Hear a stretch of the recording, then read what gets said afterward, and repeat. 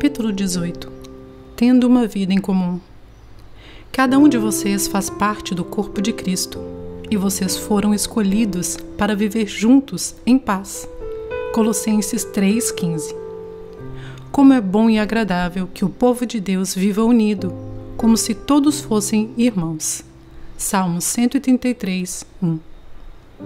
A vida foi feita para ser compartilhada. Deus deseja que experimentemos uma vida em comum.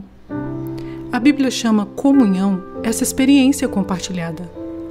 Hoje em dia, entretanto, essa palavra perdeu grande parte de seu significado bíblico, e comunhão ou confraternização quase sempre é uma referência à conversa casual, a alguma atividade social, à comida e à diversão. A pergunta "onde você congrega?" significa "qual igreja você frequenta?" Ficar para a confraternização normalmente significa esperar pelo lanche. Comunhão é muito mais que apenas aparecer nos cultos. Significa experimentar a vida juntos. Isso inclui amar altruisticamente, compartilhar com transparência, servir nas necessidades práticas, autossacrifício, consolar solidariamente e todas as outras atividades seguidas da expressão uns aos outros encontradas no Novo Testamento. Quando se trata de comunhão, o tamanho importa. Quanto menor, melhor. Você pode adorar no meio de uma multidão, mas não pode ter comunhão com toda ela. Quando um grupo aumenta para mais de 10 pessoas, alguém deixa de participar. Normalmente, o mais reservado. E umas poucas pessoas acabam dominando o grupo. Jesus ensinava dentro do contexto de um pequeno grupo de discípulos. Ele podia ter escolhido mais, mas sabia que 12 pessoas era o número máximo razoável para um grupo em que se pretende que todos participem. O corpo de Cristo, assim como o próprio corpo humano, é na verdade um conjunto de muitas células pequenas. A vida do corpo de Cristo, tal qual nosso corpo, está contida no interior das células. Por essa razão, todo cristão deve fazer parte de algum grupo pequeno dentro de sua igreja. Um grupo de comunhão nas casas, uma classe de escola dominical, um grupo de estudos bíblicos. É nesses encontros que ocorre a verdadeira comunhão, e não nas grandes reuniões. Se você imaginar a sua igreja como um navio, os diversos grupos são os botes salva-vidas presos a ele. Deus fez uma fantástica promessa a respeito dos pequenos ajuntamentos de cristãos. Onde se reunirem 2 ou 3 em meu nome, ali eu estou no meio deles. Infelizmente, mesmo que você frequente algum grupo, isso não é garantia de que irá experimentar comunhão real. Muitas classes de escola dominical e outros grupos na igreja ficam presos à superficialidade e não fazem ideia de como é experimentar a verdadeira comunhão. Mas qual a diferença entre a comunhão verdadeira e a falsa? Na comunhão, as pessoas experimentam autenticidade. A comunhão autêntica não é superficial. Não se resume a conversas sobre banalidades. Ela é genuína, de coração para coração, às vezes permitindo o compartilhamento de assuntos íntimos. A comunhão ocorre quando as pessoas se mostram honestas a respeito de si mesmas e do que está acontecendo em sua vida.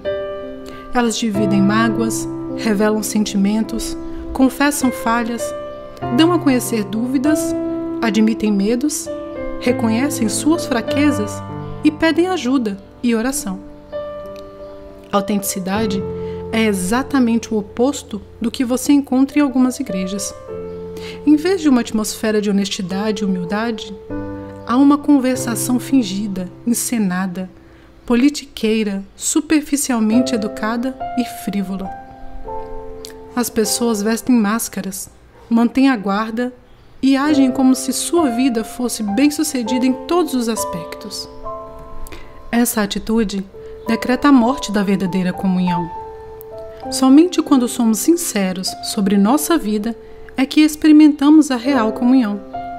A Bíblia diz: se porém andarmos na luz como Ele está na luz, podemos viver em comunhão uns com os outros. Se afirmamos que estamos sem pecado, enganamos a nós mesmos. O mundo pensa que a intimidade ocorre na escuridão, mas Deus diz que ela ocorre na luz. As trevas são usadas para esconder ferimentos, erros, medos, fracassos e falhas. É na luz que os trazemos todos para um lugar aberto e admitimos quem realmente somos. Naturalmente, ser autêntico exige coragem e, ao mesmo tempo, humildade. Significa enfrentar o medo de ser exposto, da rejeição e de ser novamente magoado. Por que alguém correria tal risco? Porque é a única maneira de crescer espiritualmente e ser emocionalmente saudável. A Bíblia diz: faça disso uma prática entre vocês. Confessem os seus pecados uns aos outros e orem uns pelos outros. Assim, poderão ter uma convivência plena e saudável. Só cresceremos assumindo riscos, e o mais difícil de todos é ser honesto com você mesmo e com os outros. Na verdadeira comunhão, as pessoas experimentam reciprocidade. Reciprocidade é a arte de dar e receber. É depender um do outro. A Bíblia diz: a forma em que Deus planejou o nosso corpo é um exemplo para compreendermos a vida como igreja. Todas as partes são dependentes umas das outras. A reciprocidade é a essência da comunhão. Edificar relacionamentos recíprocos, compartilhar responsabilidades e ajudar uns aos outros. Paulo disse: quero que nos ajudemos uns aos outros com a fé que possuímos. A sua fé me ajudará e a minha fé ajudará vocês. Somos mais constantes em nossa fé quando outras pessoas caminham conosco e nos incentivam. A Bíblia recomenda responsabilidade, incentivo, honra e serviço recíprocos. Em mais de 50 ocasiões no Novo Testamento, somos orientados a realizar diferentes tarefas uns aos outros e uns dos outros. A Bíblia diz: esforcemo-nos em promover tudo quanto conduz à paz e à edificação mútua. Você não é responsável por todos no corpo de Cristo, mas tem responsabilidades para com eles. Deus espera que você faça tudo o que puder para ajudá-los. Na verdadeira comunhão, as pessoas experimentam compaixão. Compaixão não é dar um conselho ou oferecer uma ajuda eventual. É penetrar e compartilhar a dor dos outros. A compaixão diz: compreendo o que você está passando, e o que você sente não é estranho nem absurdo. Alguns chamam isso empatia, mas a palavra bíblica é compaixão. A Bíblia diz: como povo santo, sejam compassivos, bondosos, humildes, mansos e pacientes. A compaixão satisfaz duas necessidades fundamentais do ser humano: a de ser compreendido e a de ter seus sentimentos respeitados. Compreender e respeitar o sentimento de alguém abre caminho para a comunhão. O problema é que estamos quase sempre tão ansiosos por corrigir situações que não temos tempo de sentir compaixão. Ou então estamos preocupados com nossas mágoas. A autopiedade esgota completamente a compaixão pelas outras pessoas. Há diferentes níveis de comunhão, cada um adequado a um momento diferente. Identificamos os níveis mais básicos de comunhão no ato do compartilhamento e nos grupos de estudo bíblico. No nível mais profundo, temos a comunhão de serviço, presente na ação conjunta em viagens missionárias ou em obras de caridade. O nível mais profundo e intenso, porém, é a comunhão de sofrimento, que ocorre quando tomamos parte da dor e das aflições uns dos outros e carregamos os fardos uns dos outros. Os cristãos que melhor compreendem esse nível são aqueles que ao redor do mundo são perseguidos, discriminados e muitas vezes martirizados por causa de sua fé. A Bíblia ordena: compartilhem os seus problemas e aflições uns com os outros e, dessa forma, obedeçam à lei de Cristo. É em tempos de crise, tristeza e dúvidas profundas que mais precisamos uns dos outros. Quando as circunstâncias nos esmagam a ponto de nossa fé vacilar, é que mais precisamos de amigos cristãos. Precisamos de um grupo de amigos que tenham fé em Deus por nós e nos ajudem a superar as dificuldades. Em um grupo menor, o corpo de Cristo é real e palpável, mesmo quando Deus parece distante. Foi disso que Jó necessitou durante seu sofrimento. Ele exclamou: um homem desesperado deve receber a compaixão de seus amigos, muito embora ele tenha abandonado o temor do Todo-Poderoso. Na verdadeira comunhão, as pessoas experimentam misericórdia. A comunhão é um momento de graça em que os erros não são criticados, mas apagados. A comunhão acontece quando a misericórdia triunfa sobre a justiça. Todos precisamos de misericórdia, porque todos tropeçamos, caímos e precisamos de ajuda para retomar o caminho. Precisamos oferecer misericórdia uns aos outros e estar dispostos a recebê-las uns dos outros. Deus diz: quando as pessoas pecarem, vocês devem perdoá-las e confortá-las, para que não sejam vencidas pelo desespero. Você não pode ter comunhão sem que haja perdão. Deus adverte: jamais guardem rancor, porque a amargura e o ressentimento destroem a comunhão. Por sermos imperfeitos e pecadores, inevitavelmente magoamos uns aos outros depois que passamos juntos algum tempo. Às vezes, magoamos uns aos outros intencionalmente e às vezes sem querer.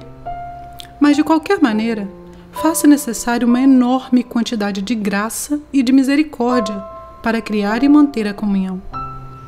A Bíblia diz: vocês precisam ter consideração para com as faltas uns dos outros e perdoar aos que lhes ofendem.